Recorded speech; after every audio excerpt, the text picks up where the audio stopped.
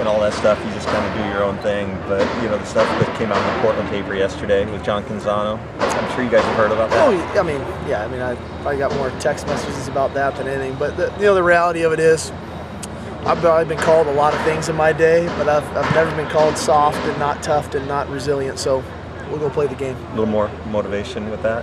We got to play the game. We kind of touched on the lack of a third receiver Monday and prior. Last year, I think you had 6 guys ended up with like 35 plus, but no one more than 47. Right. And you're going to only have probably 2 guys get to that spot at this pace, right. This year. So what happens to Austin and Kaysen because of that?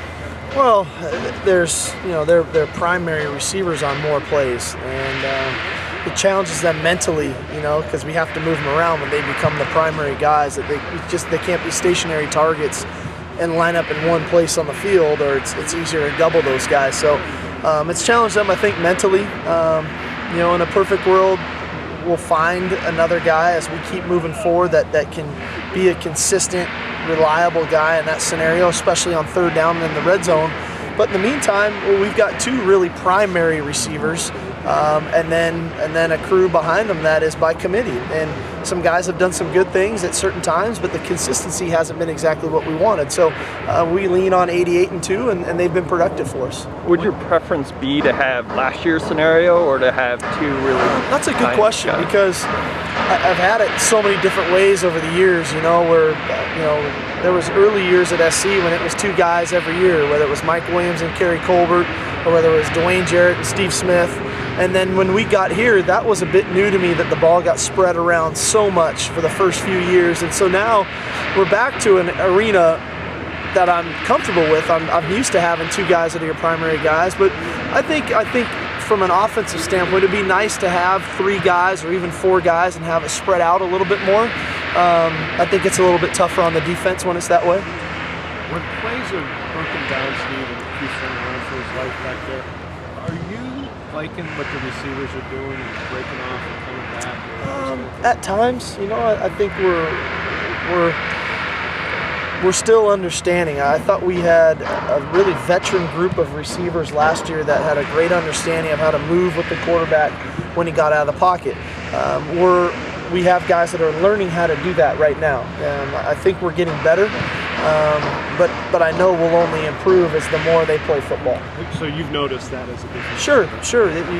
One of the just fundamental things when a quarterback scrambles is you want to move in the direction of the quarterback, not in the opposite direction of the quarterback. Even though there's green grass over there to run to, you want to move with the quarterback, and we've had a little bit of a difficult time understanding that. Is that third quarter first play at Arizona example of that?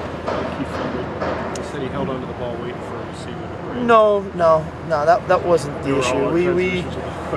We forgot a motion. We didn't block the protection properly, and it's unfortunate because Cody Bruns was open by about 30 yards. So, that's just kind of the way it's gone for us here for a little bit. So we just got to get to a point where we execute and do the things the right way so that we can take advantage of those things. Coach Keith had talked about Keith having a spark in his eye again. How do you think he's coming along this week? Is he starting to get back? It's been really good. He's really good today. I don't know if he threw an incompletion there for a while. I mean, he was really good. So he's got a good understanding. He's got a good pep in his step, and he's a great competitor. He'll come and play.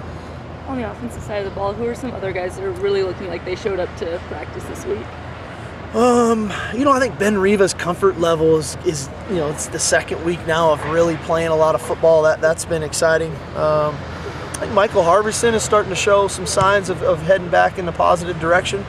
Jadon Mickens, I think, is another guy who's showing some signs of continuing to try to build upon his playing time and doing good things. But all in all, I think the last 2 days of practice have been awesome. I've enjoyed them. They've been physical. They've been tough. They've been challenging on the guys from a one-on-one scenario standpoint and spotlighting, individual battles. And I think it's been great, and our kids have responded really well to it. You said after the last game that you threw the ball way too much. Yeah. And what can you do to get that going against Oregon State? Because they've got a really good secondary. They do. They're excellent. They have a good defense. Give them a lot of credit. They do a good job.